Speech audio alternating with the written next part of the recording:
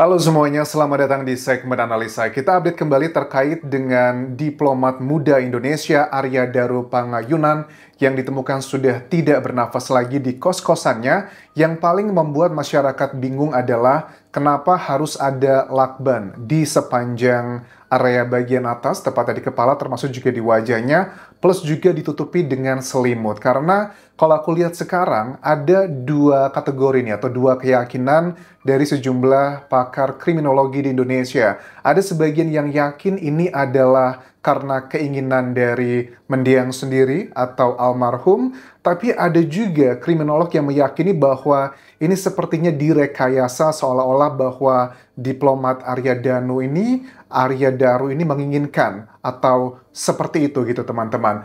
Secara pribadi aku menilai bahwa ada banyak kejanggalan ya, apalagi dengan background kelihatannya bahagia, baik-baik aja, pekerjaan juga oke-oke aja, termasuk punya keluarga yang harmonis, dilihat dari sosial medianya, walaupun tidak menjamin teman-teman, tetapi itu adalah menjadi salah satu titik terang. Bahkan di CCTV yang terakhir pun kita melihat dari almarhum ini juga masih terlihat ngebuang sampah, masih makan, masih melakukan hal-hal yang jauh indikasinya dari orang yang tidak semangat lagi hidup. Nah, sekarang kita akan bahas adalah salah satu komentar yang banyak di sosial media ini terkait dengan reaksi dari CCTV yang muncul ke media pada saat ada dua orang yang diduga mereka ini adalah penjaga kos ya di tempat tinggalnya Arya Daru Pangayunan ini, yang dinilai bahwa kok reaksinya itu agak unik begitu loh. Bahkan ada banyak netizen bilang bahwa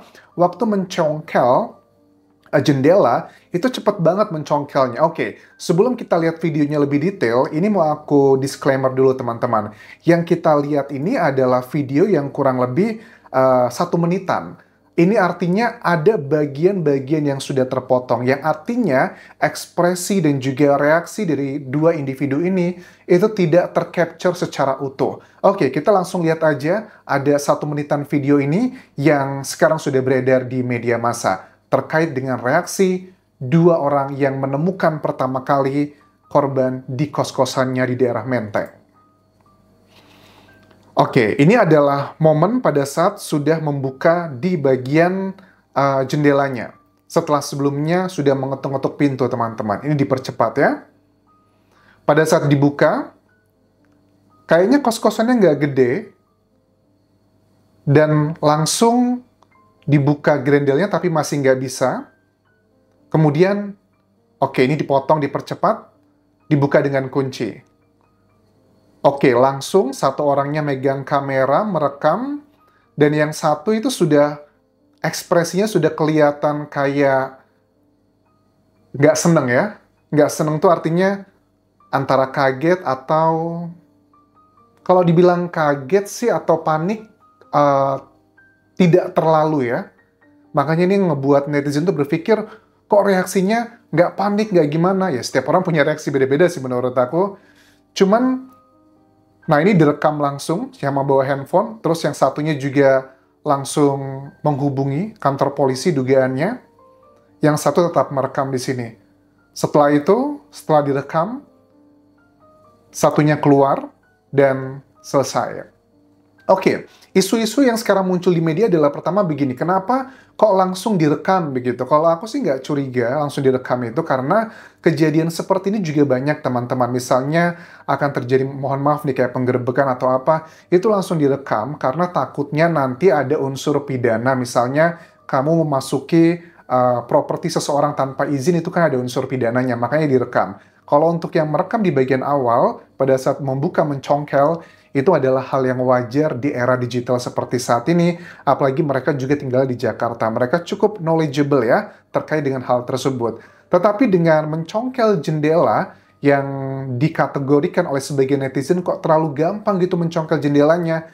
Karena aku yakin beliau ini, yang dugaannya adalah salah satu penjaga kosnya, atau bahkan pemiliknya, sudah mengetahui seluk-beluk dari ruangan tersebut. Jadi, mereka tuh nggak terlalu sulit gitu ya, gampang mana bagian yang bisa dicongkel, mana bagian yang tidak bisa dicongkel. Jadi untuk bagian tersebut, menurut aku masih cukup masuk akal. Cuman, yang ngebuat banyak orang juga reaksinya cukup heran adalah uh, apakah ini sudah seutuhnya momen-momen yang di capture dari CCTV ini.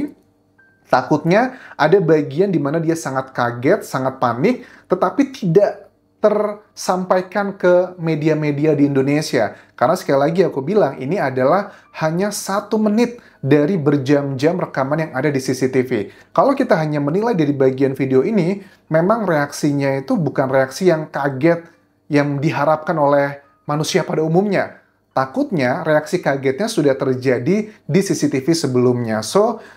Tapi yang bisa kita lihat dari lokasi TKP ini tertutup. Artinya itu nggak kayak di kasus Subang dulu ya. Banyak orang masuk ke dalam, efeknya adalah lokasi TKP itu terkontaminasi. Tapi dari lokasi yang tertutup ini, itu potensi kontaminasi dari orang-orang yang mungkin penasaran, pengen masuk, dan melihat, itu sangat kecil sekali. Cuman dari dua sosok yang berada di depan kamar TKP ini, ya kemungkinan besar sidik jarinya bisa ditemukan di situ, kayak di gagang pintunya, di jendelanya, bahkan mungkin di dalam-dalam pun juga ada gitu ditemukan.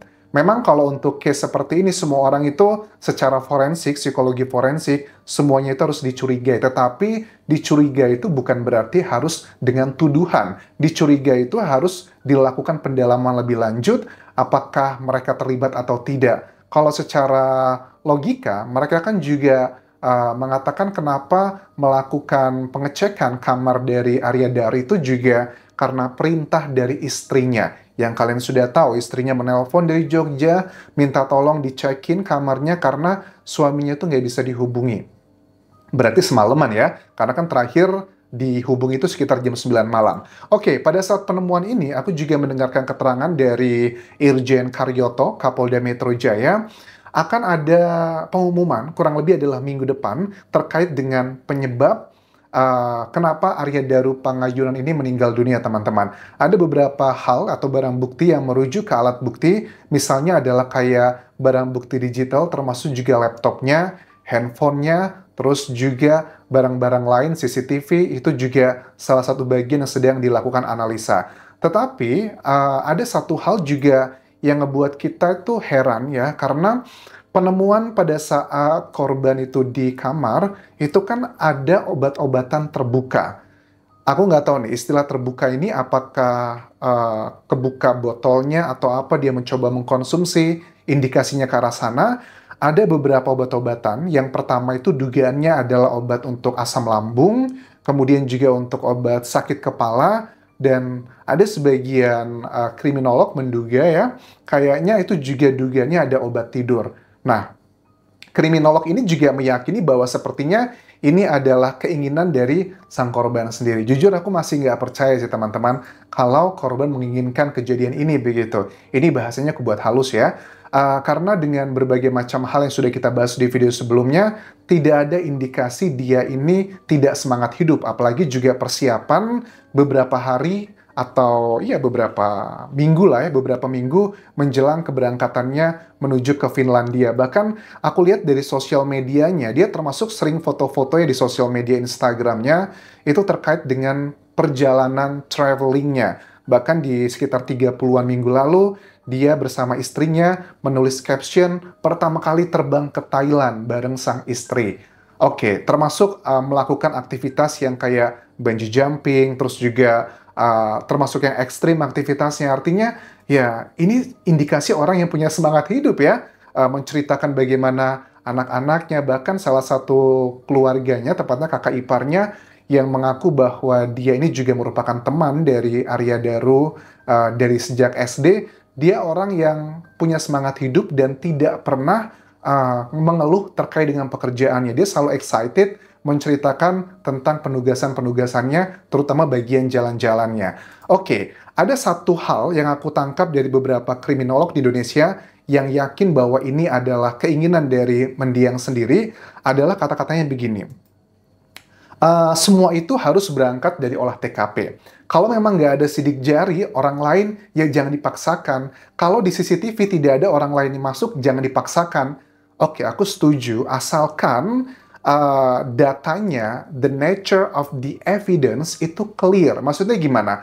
sidik jari hanya ada miliknya Arya Daru gitu loh, tidak ada milik orang lain. Oke, kita coba ngecek dulu sidik jarinya, apakah tipikal sidik jari di lakban tersebut adalah tipikal yang normal pada saat orang sedang melilitkan sendiri, atau jangan-jangan sidik jarinya itu hanya ada di bagian luar. Kan kalau kita lihat lakban kan pada umumnya ada dua bagian ya, sisi dalam dan luar. Yang dalam itu kan yang lengket. Biasanya kalau kita lagi melakban kayak kardus atau apa, kadang ada yang kepegang-pegang juga bagian dalamnya. Nah, kita juga pengen tahu nih sidik jari tersebut apakah hanya ada di bagian dalam atau luar, atau keduanya. Kalau sidik jarinya hanya didominasi di bagian luar, menurut aku ini jelas kejanggalan. Orang kalau melilitkan, apalagi dia tidak melihat karena kan bagian mata, mulut, hidung semua tertutup, kok dia bisa sebegitu spesifiknya tidak memegang bagian di dalamnya. Itu ngomongin yang masalah the nature of evidence-nya ya. Kemudian juga terkait dengan CCTV. Katanya kalau nggak ada CCTV orang lain masuk ya jangan maksa. Oke, apakah CCTV-nya itu semuanya sudah komprehensif? Karena aku dengar di sini ada 4 CCTV. Tapi yang muncul ke media itu baru 2 CCTV, itu pun juga hanya bagian potongan dalam hitungan menit dari berjam-jam atau belasan jam dari terakhir kali terlihat sampai ditemukan. Jadi ini juga belum komprehensif, plus juga CCTV-nya harus di cross-check nih. Beneran nggak seutuhnya atau ada dipotong-potong? Kita nggak bisa realize 100% hanya dari video CCTV yang beredar di media massa. Terus juga alat makan dan minum, itu juga harus dicek. Karena kan juga kita pengen lihat itu, lokasi TKP itu kan ada kos-kosan eksklusif ya, maksudnya itu disediakan kayak untuk tempat makan dan juga dapur yang common untuk seluruh penghuninya di sana. Nah, kalau memang ada gelas atau mungkin piring lain yang tersisa di kamarnya, dicocokin coba sidik jarinya. Siapa itu yang terakhir di situ? Walaupun bukan jaminan dia pasti terlibat atau enggak, paling nggak ini bisa memberikan petunjuk teman-teman. Terus kalau diindikasikan bahwa korban ini punya sakit yang sebegitu parahnya, kayaknya banyak orang ya yang punya sakit, mohon maaf, kayak asam lambung atau sakit kepala, itu penyakit yang juga kayaknya common gitu. Tapi apakah sampai sedesperate itu, sampai seperti itu? Jadi kan masih terlalu banyak kejanggalan begitu. Terus juga dari saksi-saksi yang diperiksa, ada 4 atau 5 saksi aku tangkap di sini. Yang pasti yang diperiksa adalah pertama penjaga kos-kosan, pemilik kos-kosan, tetangga kos, dan juga istri. Nah, istri dari korban ini menurut aku adalah titik kunci atau saksi mahkotanya teman-teman. Bukan berarti dia yang menginginkan atau terlibat atau enggak, sama sekali enggak. Aku yakin istrinya sama sekali tidak terlibat. Kalau aku lihat dari jejak digital dan juga motif-motif siapa yang paling diuntungkan, jelas ini tidak mungkin istrinya terlibat, tetapi bisa menjadi petunjuk teman-teman. Apa sih yang dikeluhkan dari korban kepada istrinya di detik-detik sebelum sang suami itu menghembuskan nafas terakhir. Karena kan terakhir komunikasi sekitar jam 9 malam. Siapa yang paling diuntungkan dari case ini? Apakah ini berhubungan dengan pekerjaannya? Sebagian psikolog forensik itu menduga bahwa adakah hubungan dengan informasi sensitif terkait dengan pekerjaannya yang tidak mau disampaikan atau terketahui oleh banyak orang, atau juga adalah pesan untuk mereka di luar sana untuk tutup mulut dari pesan lakban, jangan macem-macem sama kami. Apakah itu yang juga menjadi salah satu motifnya? Seminggu lagi kurang lebih, Kapolda Metro Jaya mengatakan akan mengumumkan terkait penyebab kematian dari Arya Daru Pangayunan yang merupakan diplomat muda Indonesia. Terima kasih sudah menonton, sampai ketemu lagi di video berikutnya. Tinggalkan like dan juga komen, subscribe channel YouTube ini, follow Instagram, Facebook pageku, dan juga akun TikTok Dian Jasa Sumara. Sampai jumpa.